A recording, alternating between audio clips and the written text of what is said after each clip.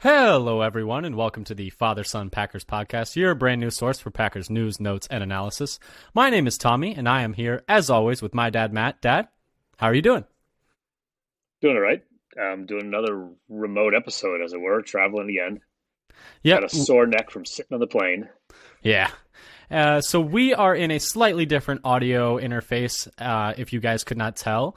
So we apologize for any differing in audio quality from what you're used to, but we're going to power through all the same. We are here today to bring you our preview for the Packers Sunday matchup against the Detroit Lions. We offer these pre-games every single Thursday night. We do post-games every single Sunday night if you want to check it out. And if you want to keep up with the episodes and other Packers news and notes throughout the league, our Twitter would be a great place to do that. At FatherSonPacker on Twitter. We tweet out when new episodes come out. We tweet out Packers news, injury reports, articles that we think people would find interesting. If you want to come give us a follow there, we would really appreciate it. On YouTube, we are at FatherSonPackers Podcast. If you want to check that out as well, it would really help our numbers if you followed us in those two spots. But that's the plug really quick. Dad, do you want to get into Packers news, Packers notes? Sure, let's get into the Packers news, or in some cases, lack of news. Yes, so before we break down this pregame, we're just going to quickly touch on the trade deadline. Packers didn't do anything. That's it. That's what we're touching on today. Yes. As Tommy's cousin said when asked, why do we ever expect the Packers to do something at the trade deadline? And he said that because we're like Charlie Brown hoping to kick that football. It's that, and it's the Arrested Development one where, I don't know if you've watched Arrested Development, but there's a scene where he goes into the fridge. His brother's a magician, and he sees a brown paper bag, and it says, "Dead dove, do not open." And then he opens it, and he looks up, and he looks at the camera, and he says, "I don't know what I expected." But pretty much it's the same old for the Packers. They were in on a lot of conversations. To break it down, they apparently, according to reports, did offer a second to the Steelers for Chase Claypool, receiver. But the Steelers decided to go with Chicago's offer, which was also a second because they thought Chicago's second would be better. So Chicago got a little bonus for sucking all these years. So that's like the biggest highlight for the Packers for the trade deadline is that the Steelers were also willing to diss the Bears. Hooray. Yes.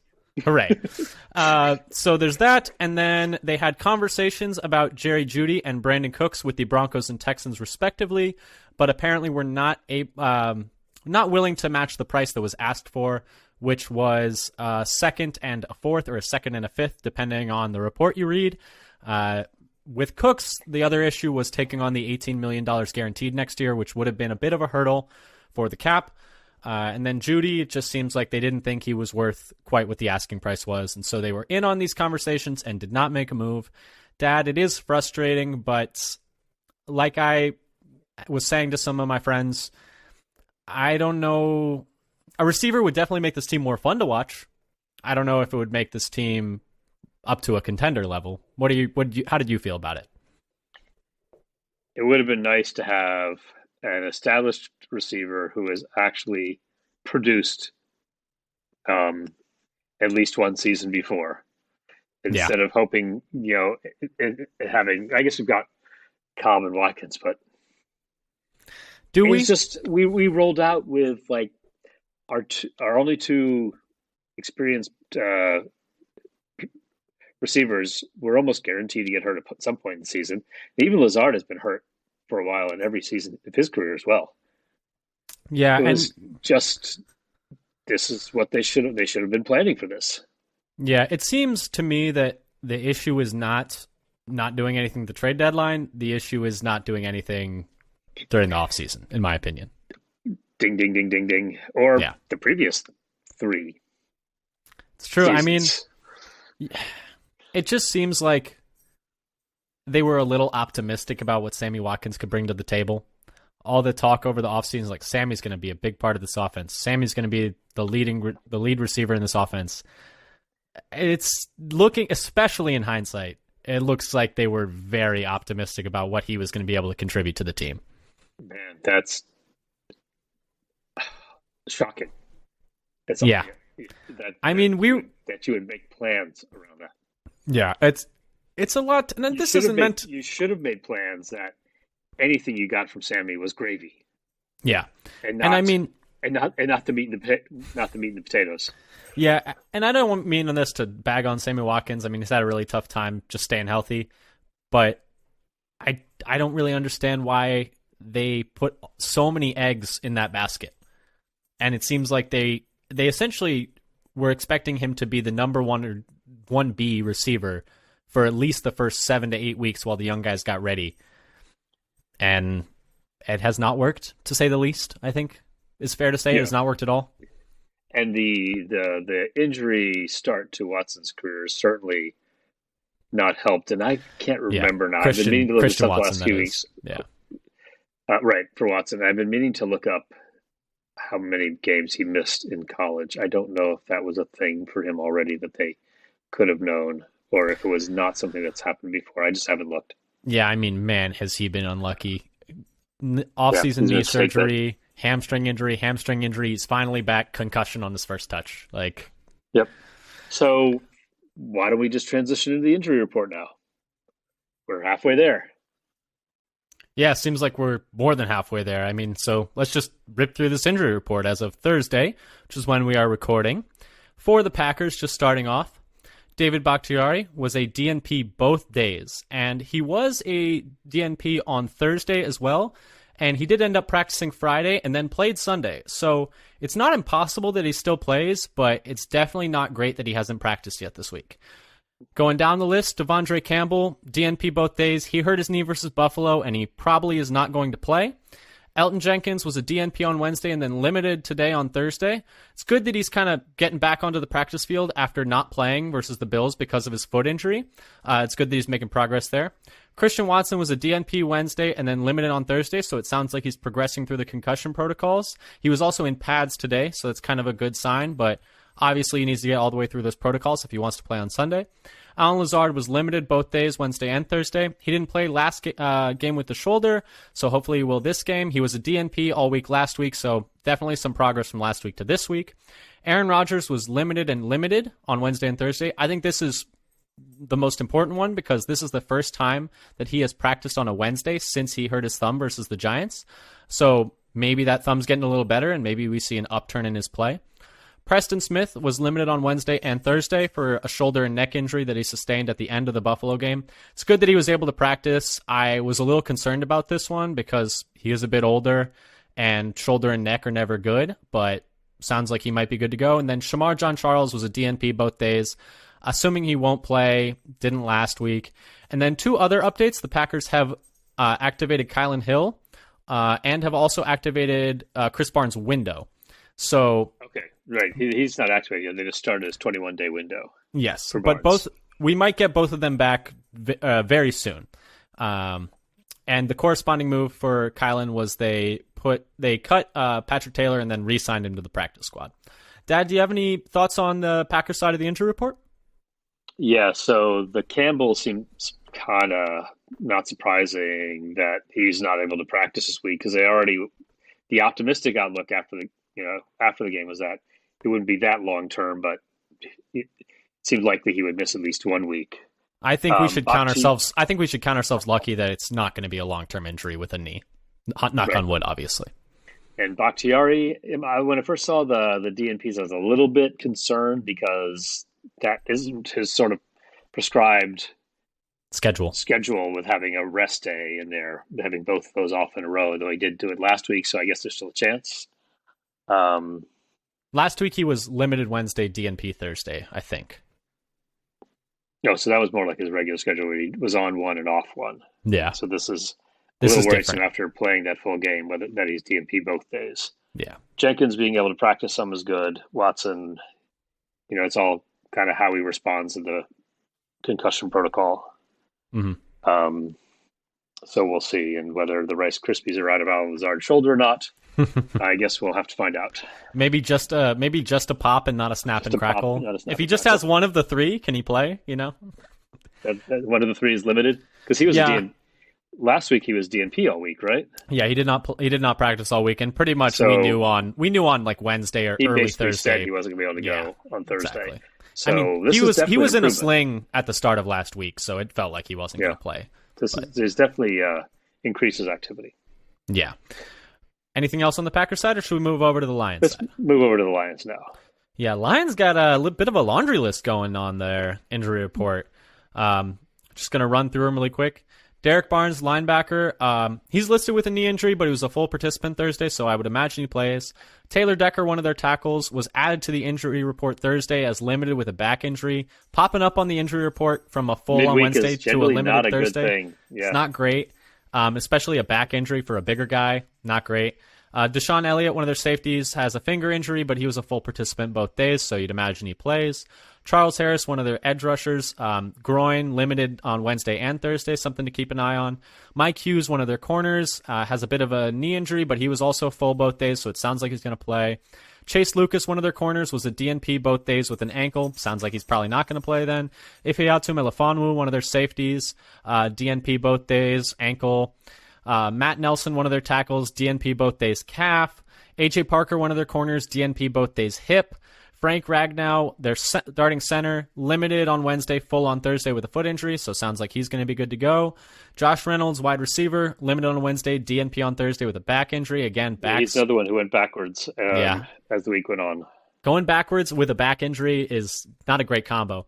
Penei Sewell was a DNP Wednesday and Thursday. He is their best tackle, and it was for personal reasons, but according to some quick Googling and some Twitter searching, he just had a baby today. So congratulations to Penei Sewell, and it sounds like he's probably going to play then. DeAndre Swift, their running back, was a DNP Wednesday, and it sounded like Matt Campbell was thinking he would not play this weekend, but then on Thursday he was limited, so who knows what's going on with that? It sounded like they thought he got kind of dinged up and hurt in their game on Sunday, but now it sounds like he's going to play this weekend. That's definitely one to keep an eye on because he is their starting running back. He's a borderline star in this league and definitely going to really give a lot more burst to their running game if he does play. And then last but not least, Brock Wright, one of their tight ends, was a DNP on Wednesday and limited on Thursday with a concussion. So he's also advancing through the concussion protocol, and it's going to be dependent on how he advances through that to whether or not he plays on Sunday. Dad, a lot of secondary members and a lot of offensive linemen on this report for the Lions. Yeah, and I'm like, are they just listing absolutely everything here to throw off the Packers? I don't know what they're doing. It's a really long list of players. They listed a bunch of guys who were full both days, and I was like, okay. I don't know if we're listing those guys. This is why I'm wondering what's going on with that. That seems, but a few people getting downgraded during the week isn't good. And then, but other ones, and they're two starting tackles? I forget if Decker's a starter now. Yeah, he's projected to be their starting left tackle. So maybe can we encourage him to enjoy maybe 3 or 4 days of fatherhood before getting back to just work? take a few days off, man. Why not? Let's win game. Yeah, you're 1-6. Just take a day off. But both their tackles are kind of questionable to play, although Sewell probably more likely. They're saying Sewell's going to play, so yeah. And then their center, Ragnow, is probably going to play since he's kind of moving forward a little bit. And he was full go today. Yes, but 3 of their starting linemen are on the injury report, and then some of their depth pieces as well. So that's tough. And then several of their secondary members. I mean, 2 corners and one of their starting safeties. Which has already been kind of a mess. Yes, we'll get into that. Do you want to just move on to our next section? Sure, let's move on to get into our game preview. Yes. Do you want to hit us with the blast from the past? This section we like to do every week. We talk about kind of the history between these two teams and the last time they played. And specifically this time, the last time they played was Week 18 of 2022. Yep. So I just went over the one game because this is that Detroit actually beat Green Bay when they only played their starters for half the game. This is also Bakhtiari's only action at all last year. Yep. And Detroit, they emptied the playbook in that game. There were so many trick plays. They were all over the place. They had a touchdown pass off of a wide receiver option off of a reverse. It was fun. And then they had another touchdown off of a flea flicker. So they were pulling out all the stops. Why not? Leave no stone unturned. Week 18. And the Lions have given the LaFleur Packer version of the Packers some trouble. They had a couple of years, I guess it was 2019, where the Packers won both games while leading for exactly 0 seconds. Hurrah. Yeah, on I two mean, the last Lions, second field goals. even the Matt Patricia Lions, yeah, like you were saying, gave us trouble. And I'd say this version of the Lions is a lot scrappier. And also in that game, they lost in that Week 18 game, 2022, not the 2019 ones. In that game last year, they lost MVS, and then he was not able to play in the playoffs. Yeah, it completely neutered their offense in a lot of ways. They had no speed over the top for that playoff This game. is the thing. Like, I keep wanting the Packers to have more than one speed guy.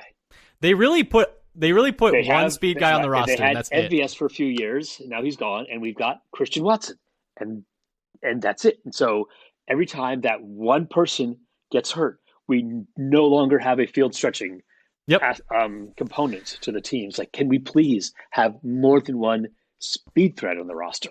Yeah, I mean, it seems like the offense just really struggles a lot when you can't have a guy taking the lid off the defense. It's like the whole structure breaks down. Yeah, it is kind of weird how they only ever have one vertical speed threat. So that's just a failure of team composition. Yeah, I mean, speed is valuable in the NFL. You do often have to pay a premium for speed, but there's fast guys out there that they could have gone and got. But right, there are fast guys out there who are more role players, but could provide that, spark. But we're getting, and also the structure in some ways. It's just how it sets up the field. But we're getting dangerously close to talking about the trade deadline again. So I'm going to get us back on track. All right, let's get back on track. We haven't even finished what's going on in Lions world. So what's going on for the Lions? They are 1-6, but they have been pretty competitive in a lot of these games. 4 of these losses were by 4 or 3 points, including at Minnesota and against Philadelphia.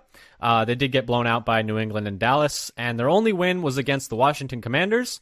I mean, we weren't able to beat them, so I can't really say much for that opponent. Going down the list, they just traded away their former 2019 first-round pick, 8th pick overall, T.J. Hawkinson, to the Minnesota Vikings for some picks. And they also just fired their defensive backs coach, Aubrey Pleasant. Their defense has really struggled this year, which we'll get into a bit later, specifically their pass defense, and they decided they needed to make a change there. So Can I make a comment on, going in a new direction when somebody doesn't do their job up to the standard you like them to? We'll just leave that hanging out there in the ether. Yeah, just not pointed at any specific person, just left out there for observation and no comment. Yeah, so they've made some changes. We're going to see if those changes have any effect.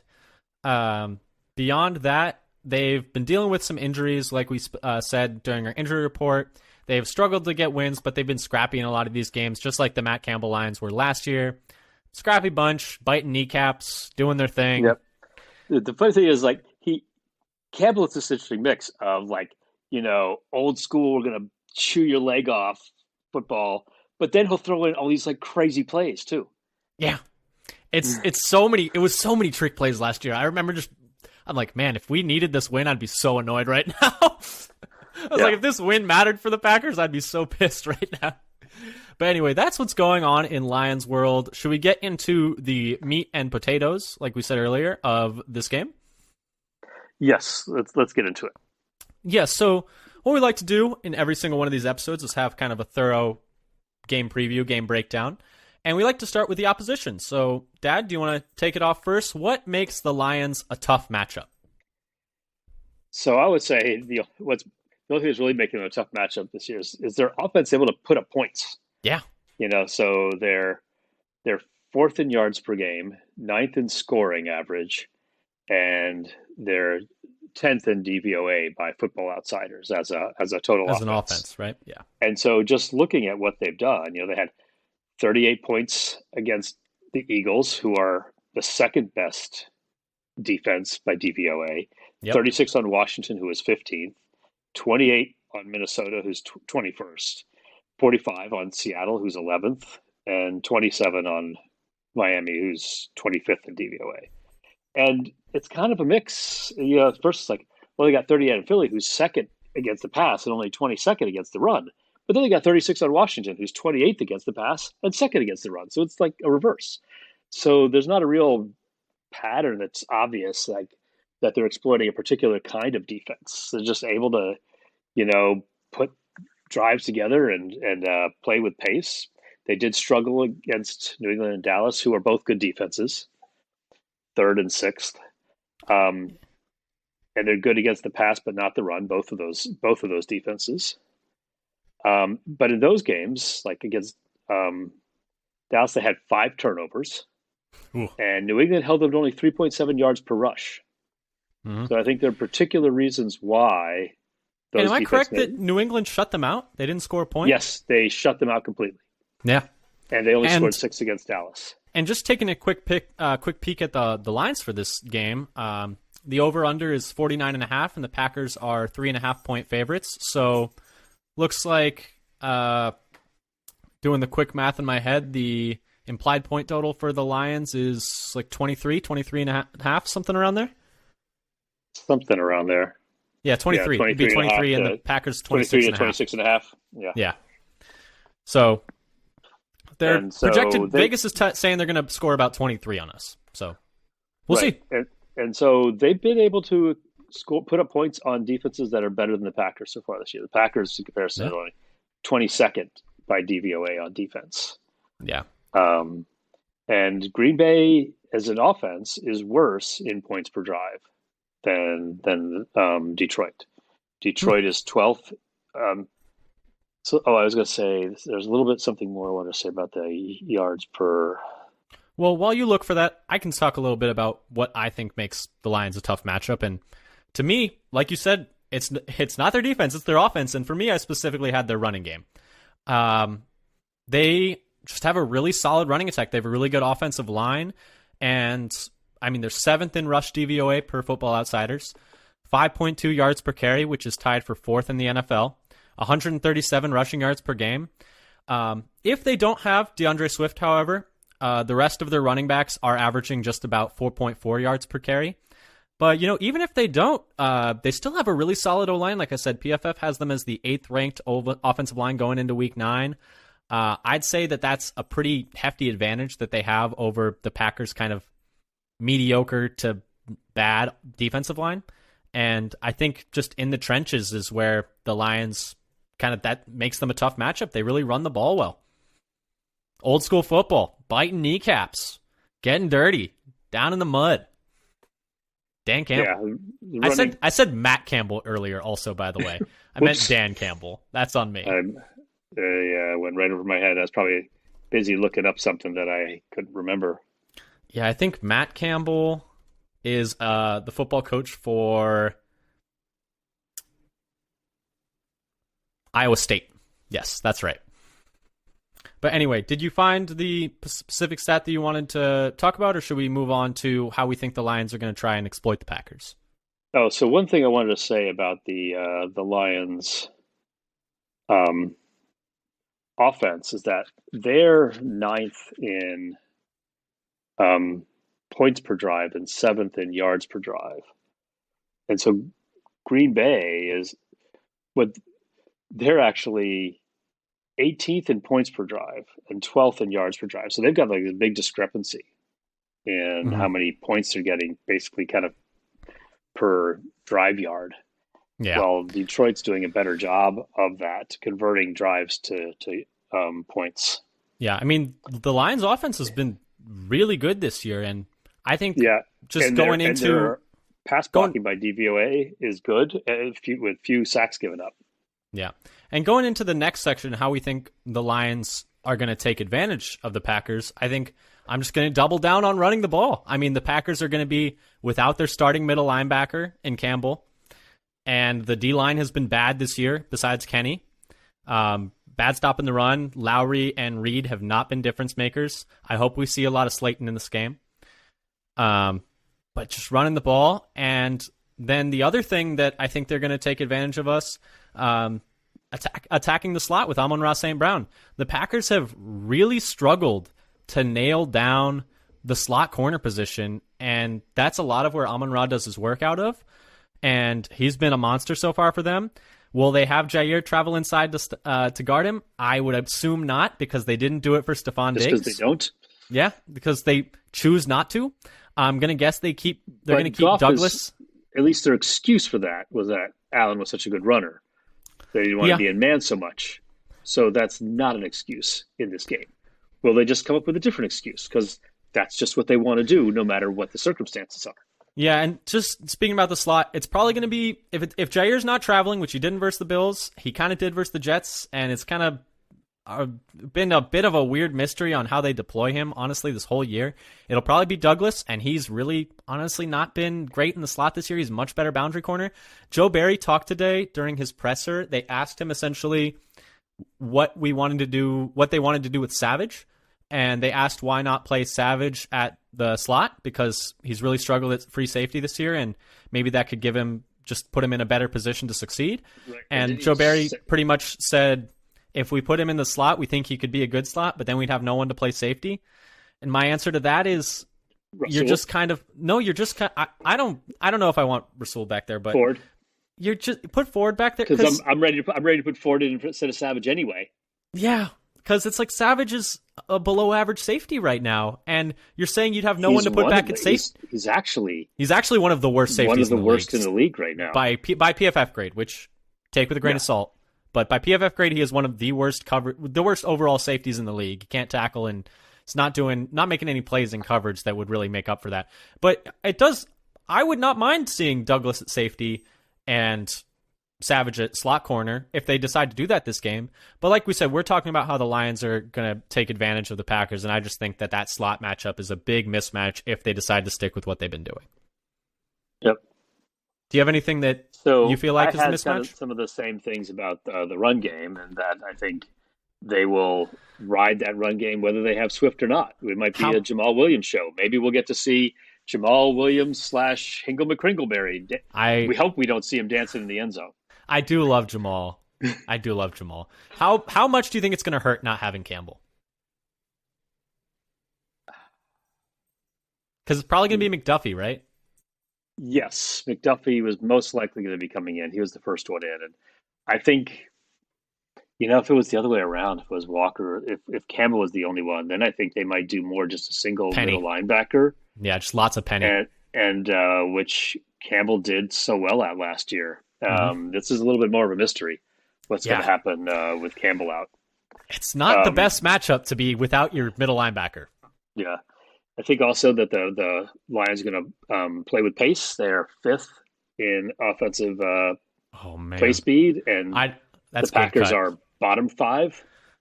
I was going to say, even beyond that, the Packers have struggled against pace since before Barry was even here. Like they are not a good defense playing against like teams that play fast. I didn't realize that about the Lions. That's a good cut. Yeah, and the other thing is the Lions are actually really good in the red zone. They're 3rd in the league at converting red zone chances, percentage of red zone chances that turn into touchdowns. Okay. I forget who the first is. Kansas City. I forget who's second, but they were 3rd at 72% by TeamRankings.com. But Green Bay's got the 4th best red zone defense. They only give up 45% of the red zone chances into touchdowns. So it's going to be a lot of situational football, it seems like. Yeah.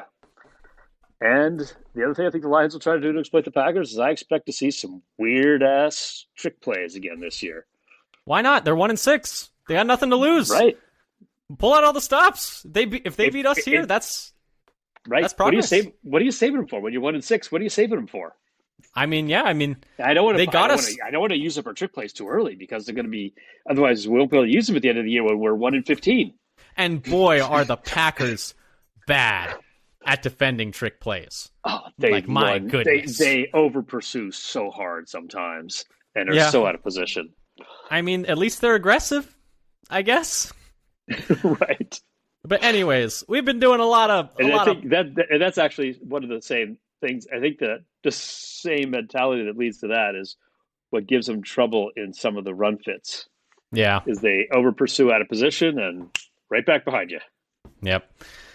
Yeah, I mean, the run defense is going to be significantly tested in this game, I think, even if Swift doesn't play. I mean, just the D-line has not been... The D-line's been getting manhandled by worse O-lines than this. So, do we want to move on to, though, how we think the Packers... Go on to let's go on to how the Packers are going to try to exploit the Lions. Yeah, Do you want to go first this time? I'll go first. I only really had one thing because I think you have a little more than I did. The secondary for the Lions is just awful. I mean, they've been really bad this year. Okuda's had a bit of a bounce back year this year, but the rest of their secondary has been horrific. They can't stop. They have not been able to stop the pass all year long. And so maybe this can be a bit of a springboard for the passing offense. And they should be able to throw against them. I mean, like we said before, they just fired their defensive backs coach because he wasn't getting the job done. What's that like? And they're missing 3 additional members of their secondary that are expected not to play. So, I mean, they should be able to pass on them. Yep. So let's see they should be able to, because not only should I go on, because the Lions defense is not just bad, they are historically bad. They are last in covering tight ends. These are DVOA numbers, Football Outsiders. Last in covering wide receiver ones, last in covering wide receiver twos, and third to last in covering pass catching running backs. Hey, we have one of those. We can kind of do that a little bit. Right. Their DVO this year is the second worst in the last 5 years. The only team that was worse was the 2019 Miami Dolphins in the tank for 2 a year, where in order to get worse, this is what the Dolphins did. In their first 2 games, they lost one of them 43-0 and the other one 59-10. And that's what they needed to do to be worse than the Lions are this year. The only team that's had a worse defense by DVOA in the last 5 years that's worse than the current Lions defense. So, yeah, can the Packers use this as a get-right game? The offense is improving, but we need to convert more drives into points. Green Bay's 17th in yards per drive, and I think that's trending up, but they're still only 26th in points per drive because they have all these, they pile on some yards and eventually fail on 4th and 1 and get 0. So that's like those drives are killing the points per drive. I think the Green Bay will continue to run the ball first. I think they're trying to keep their same schedule. And the Lions are also 30th in run D. They're dead last in pass, but they're 30th. They're only like one spot better than the Packers in run defense. And then I think they'll get that set up, and then they'll keep working mid and possibly some deep range to try to work out the kinks against the Lions' terrible passing defense. Yeah, and it sounds like we're kind of already touching on this, but do you want to move on to what we want to see from the Packers in this game? Sure. So I'll start. Or no, you go ahead first. Go ahead and tell us what you want to see from the Packers in this game. So I have a couple of things on defense that I'm hoping to see the Packers start to do or do better. One of them is doing a better job of filling the gaps on run D and finishing them with tackles.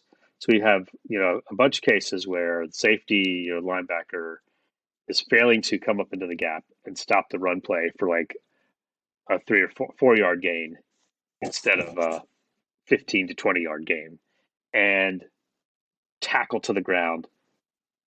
Please, for the love of all things good and right, tackle to the ground. Yeah, we've seen Jamal here for years. He will hit you physically in the run game. He will run full speed through your chest, and if you're not ready for it, he's going to run you over. Yep. And then the other thing, he's going to run you over, and then he's going to dance on you. And I love seeing that in Green Bay, but I'm gonna enjoy it still actually a little bit. But I'm not gonna enjoy it if we're losing. Somebody posts some clips of him dancing before the game, so you're not worrying about where he's out of the field warming up by dancing with his headphones on, and then that doesn't impact how I feel about the game. I mean, I love when Jamal dances, but if he's dancing on us when they're up 17 on us, in the end zone, I'm not gonna be happy. I'm not gonna be happy if he's dancing after like a big 30-yard run, even if it's not in the end zone.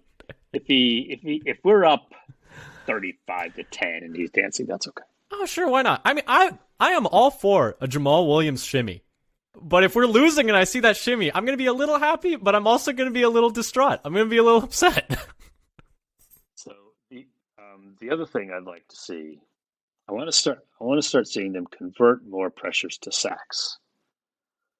And I think that's something that I have written down. I think that if they keep that aggressive approach on the D-line, if they can get as many pressures as they did against Josh Allen on Jared Goff, not only do I think they're going to convert a lot more of those to sacks, I think they might force a fumble or two. They could. I think he's prone to that. Though Goff has had strangely good games against us. Last year, his second and fourth best games of the year were against Green Bay. That's not what I want to hear. I don't want to hear that. This is not what we want to see from Green Bay section, not the Jared Goff section. Well, this is why I want to see it better. I want to see them converting these sacks because they have not been doing enough of it. No. They've had a nice pressure rate, honestly, this year, mostly by Gary and Preston and some Kenny. But, yeah, they have not been converting enough of them to sacks except for Gary. Yeah, Gary and Preston, I think, are both up there in pass rush win rate. They made that so hard to say when they created that stat. Just as a brief aside, pass rush win rate is very hard to say. That they're both in the top 10, I think, for edge right now in that. So they're maybe Gary, I believe, is top 10. I don't know if Gary Preston was top is. 10 and Kenny was top 10 for defensive tackles. For defensive tackles. Okay. Gary, surprisingly enough, is also there in run stop win rate. That's kind of one of those things where some people think he's a good run defender, like some of the stats, and then people who watch film will tell you he's not a good run defender. I think part of it's just like sometimes he just goes way too far inside, and so you remember those plays. But I think down to down, he's actually okay at resetting the tackle and taking on pulling blockers. When he messes up, it's a big play. Yeah. So, but when he takes on like pulling guards, he'll smack him in the mouth. Like, they are usually not ready for how big and strong he is. Yeah, and this is the thing of his first year or two. He was like, oh, he's actually a good run defender if he's not having much impact with his pass rush yet. Yeah. But anyway, so anything else you want to see from the Packers? For the defense, and I'd like to see some more explosive plays from the offense. If they were able to get a couple last week, I think this is a week to try to get that timing together, as perhaps Rodgers' thumb is getting better. It might depend on whether Christian Watson is able to play or not. How many of those they try. Yeah, and for me, what I want to see from the Packers is I just want to see them play how they did against the Bills and just play that exact same way against the Lions. I just want them to copy and paste the game plan. I want lots of running. And I want them to use DeGuara as much as they did against the Bills. I thought that his lead blocking was instrumental to a lot of the run success that they had last week. I want them on offense to use a lot of the young receivers. Like we said with Sammy Watkins, like, he's just not really giving you a whole lot right now at this stage of his career. Allen Lazard, in my opinion, has had a very disappointing year, and he hasn't been able to stay healthy.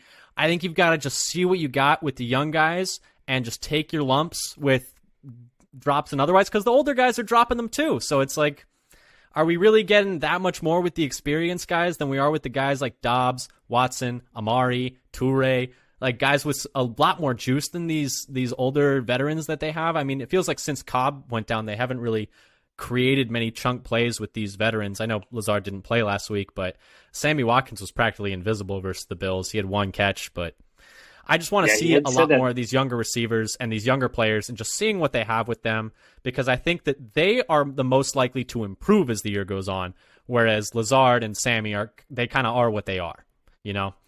They are who we thought they were. They are who we thought they were. We let them off the hook.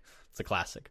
And then on defense, I just want to see the same opportunistic and aggressive defense that the Packers had last week. I know Josh Allen kind of gave them 2 gimmies, but capitalize on the gimmies because Goff does throw those as well. Little known fact, Goff will give you the ball a few times. He's got that Kirk Cousins gene in him. And I do think if, like I said, if they pressure Goff like they did Allen, they will be able to convert a lot more of those sacks. I mean, Allen's just almost generational with his physicality and ability to avoid sacks, and Goff is not the same. And Goff has small hands, so maybe he won't hold on to the ball as well. Strip that ball. So that's he's trying to... Exactly. So that's kind of what I had, at least for how I want the Packers to approach this game. Dad, did you have anything else here, or do you want to move on to our players to watch? I think we move on to the players to watch. Okay, who'd you got? So my first one is Quay Walker, because with Campbell unlikely to play, how does he do if he has to be the primary, middle linebacker on the field? And not only that, how will he respond from being ejected last week? Yes, that too. Will he have the right level of aggression? Was he just like too, fired up in that game, and was just, and so he needs to actually play with the right amount of controlled aggression? They do say the football guys will say that they would rather have someone who they have to tell to tone it down than to have someone they need to ramp up. Yes.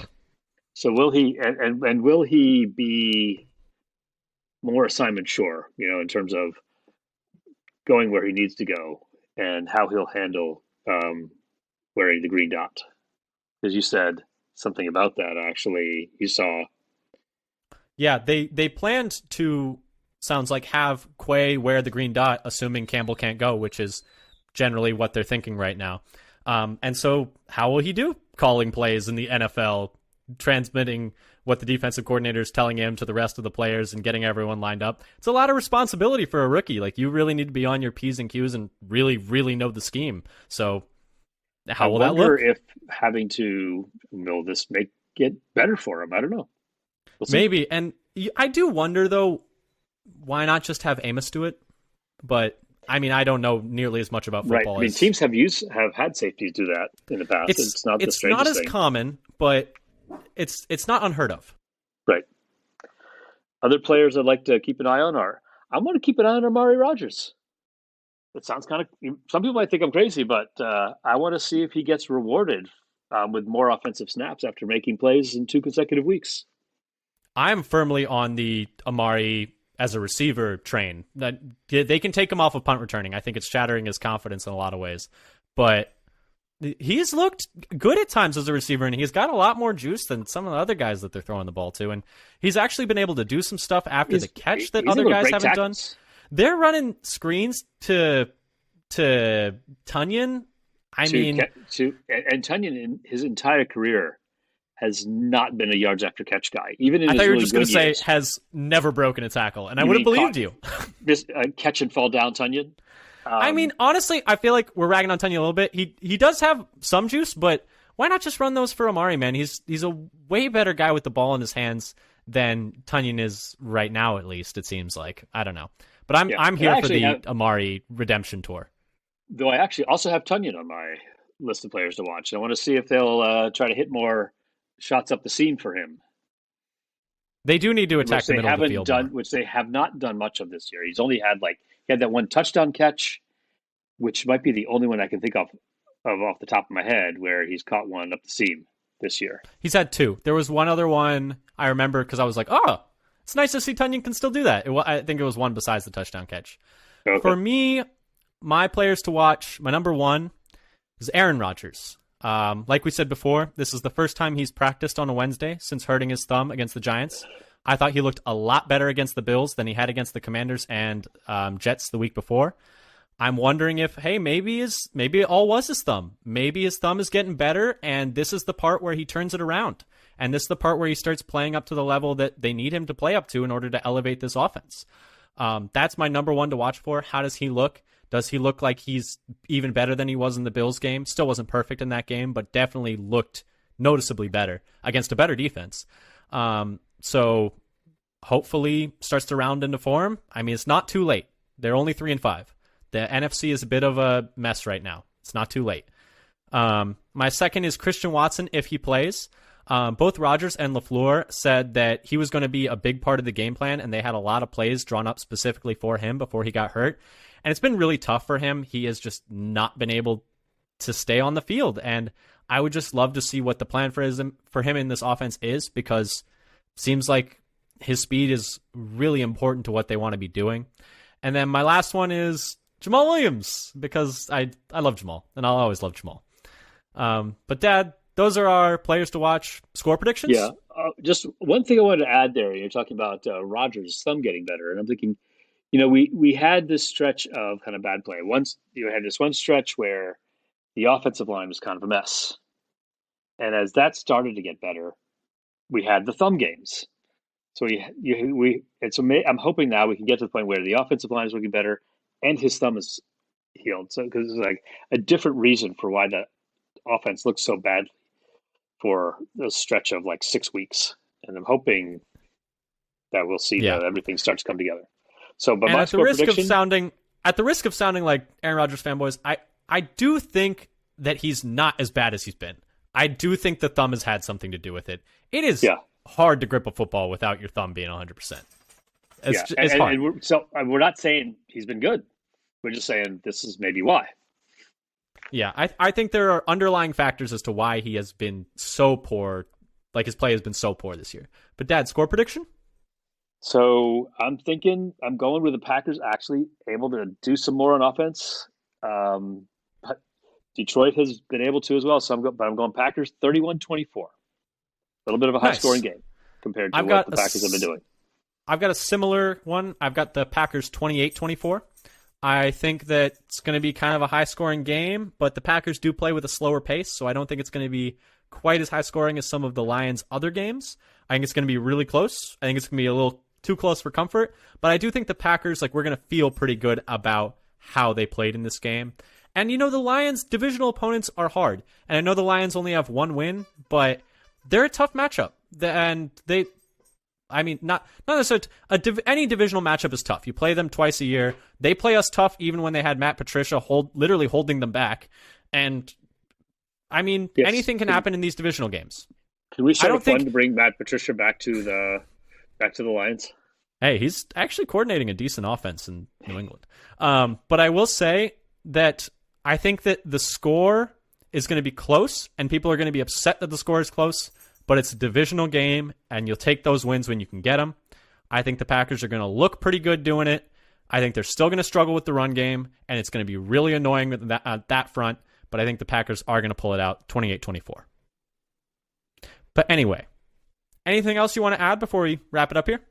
I think that's all I have for today. Cool. Well, thanks again so much for listening, y'all. We will be doing our postgame on Sunday night if you want to come give it a listen, hopefully after a Packers win. If you want to check us out on Twitter, like we said earlier, at FatherSonPacker.